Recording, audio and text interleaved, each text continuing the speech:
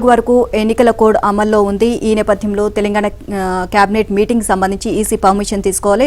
Final గా EC permission ఇచ్చింది, కొన్ని షరతులు అయితే విధించింది దీనికి సంబంధించి.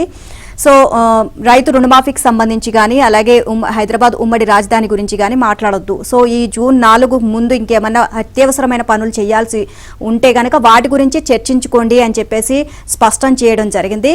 అండ్ దీనికి సంబంధించి అండ్ ఎన్నికల విధులు ఎవరైతే పాల్గొనలేదో వాళ్ళు మాత్రమే ఈ మీటింగ్ లో పాల్గొనాలి అని కూడా స్పష్టం చేయడం జరిగింది. అధికారికి సంబంధించి చూస్తే ఒక రోజంతా కొనసాగిన ఉత్కంఠకు తెరదించుతూ రాష్ట్ర మంత్రివర్గ సమావేశం నిర్వహణకు కేంద్ర ఎన్నికల సంఘం అనుమతిచ్చింది. అయితే కోడ్ అమల్లో ఉన్న నేపథ్యంలో జూన్ 4 లోపు చేయాల్సిన అత్యవసరమైన అంశాలని చర్చించాలని షరతు విధించింది. ముఖ్యంగా రైతు రుణమాఫీ, హైదరాబాద్ ఉమ్మడి రాజధాని వంటి అంశాలను భేటీలో చేపట్టకూడదని పేర్కొంది. ఎన్నికల ప్రక్రియలో భాగస్వాములైన అధికారులు సమావేశంలో పాల్గొనకూడదని స్పష్టం చేసింది.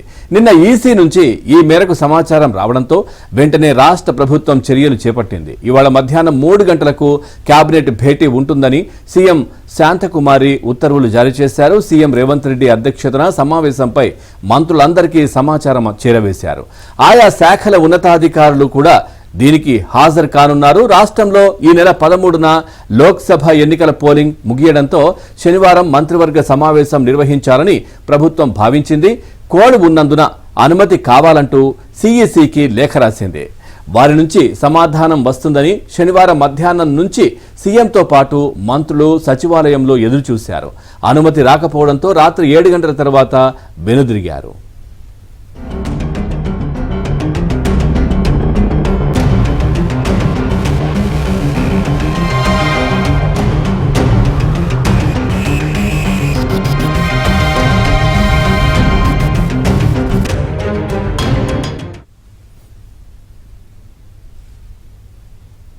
ఇక కాళేశ్వరం ప్రాజెక్టులోని అన్నారం, సుందిళ్ల బ్యారేజీలను పూర్తి స్థాయిలో కాపాడుకొని ఈ ఏడాది వీటిలో నీటిని నిల్వ చేసి పంపింగ్ చేయాలని ప్రభుత్వం సూత్రప్రాయంగా నిర్ణయించింది.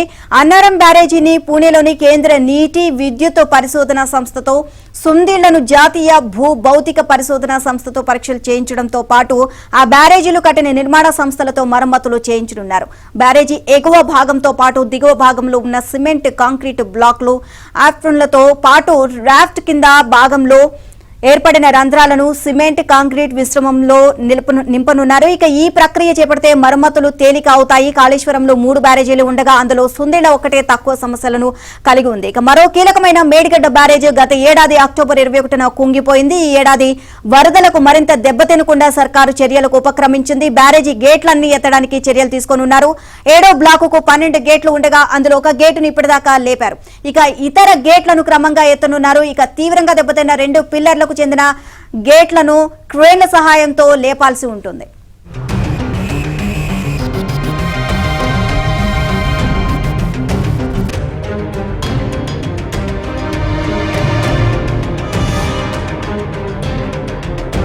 సంఘం తెలంగాణ మంత్రివర్గ సమావేశం జరుపుకోవడానికి జూన్ 4 లోపు చేయాల్సినటువంటి అంశాలపైనే, అందులో పర్టికులర్ గా అత్యవసర అంశాలపైనే చర్చించాలి తప్పితే రుణమాఫీ, ఉమ్మడి రాజధానిపై మాట్లాడొద్దంటూ కొన్ని కండిషన్స్ విధించింది. దాంతో పాటుగా ఎన్నికల విధుల్లో పాల్గొన్నటువంటి అధికారులు ఈ కేబినెట్ సమావేశానికి పాల్గొనకూడదంటూ ఆదేశాలు జారీ చేసింది.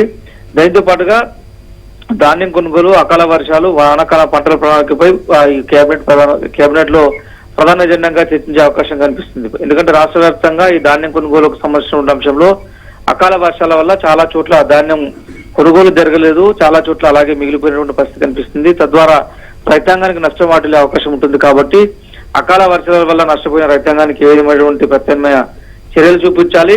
దాంతో పాటుగా వచ్చేదంతా కూడా వర్షాకాలం కాబట్టి ఈ నేపథ్యంలో సుందిళ్ల, అన్నారం, మేడిగడ్డ ప్రాజెక్టులకు సంబంధించిన విషయంలో అధికారులు తీసుకోబోతున్నటువంటి చర్యలు ఏంటి, ఆ పంపింగ్ సిస్టమ్ కి సంబంధించి పూర్తి స్థాయిలో అధికారుల వద్ద ఉన్నటువంటి ప్రత్యామ్నాయ పరిస్థితి, తదితర అంశాలన్నిటిపైన కూడా కేబినెట్ లో చర్చకు వచ్చే అవకాశం కనిపిస్తుంది. త్వరలోనే మేడిగడ్డను ముఖ్యమంత్రి రేవంత్ రెడ్డి స్వయంగా విజిట్ చేసి మరోసారి పరిశీలించే అవకాశం కనిపిస్తుంది.